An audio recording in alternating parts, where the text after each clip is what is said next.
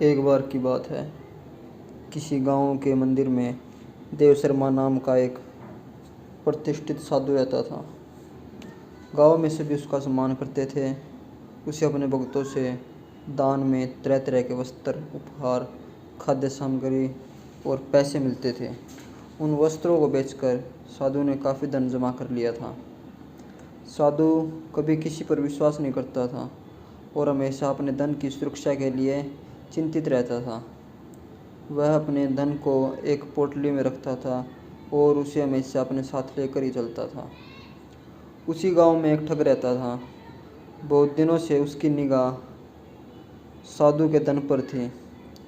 ठग हमेशा साधु का पीछा किया करता था, लेकिन साधु उस गठरी को कभी अपने से अलग नहीं करता था। आखिरकार उस ठग ने एक छात्र का वेश धारण किया और उस साधु के पास गया।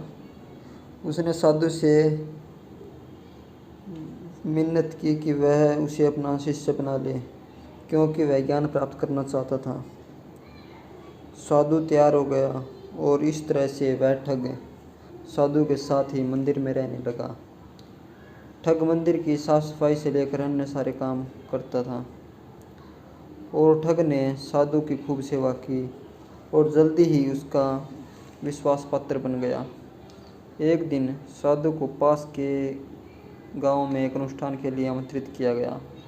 साधु ने वह आमंत्रण स्वीकार किया और निश्चित दिन साधु अपने शिष्य के साथ अनुष्ठान में भाग लेने के लिए निकल पड़े। रास्ते में एक नदी पड़ी और साधु ने स्नान करने की इच्छा व्यक्त की।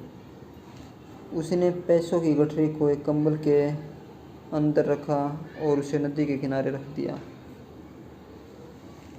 उसने ठग से सामान की रखवाली करने को कहा और खुद नहाने चला गया। उस ठग को तो कब से इसी पल का इंतज़ार था। जैसे ही साधु नदी में डुबकी लगाने गया, वह ठग रुपयों की गठरी लेकर चंपत हो गया। इसलिए कहा भी गया है, किसी अजनबी की चिकनी चुपड़ी बातों में आकर ही उस पर विश्वास नहीं कर लेना चाहिए। उसकी अच्छी तरह जांच परख भी करनी चाहिए।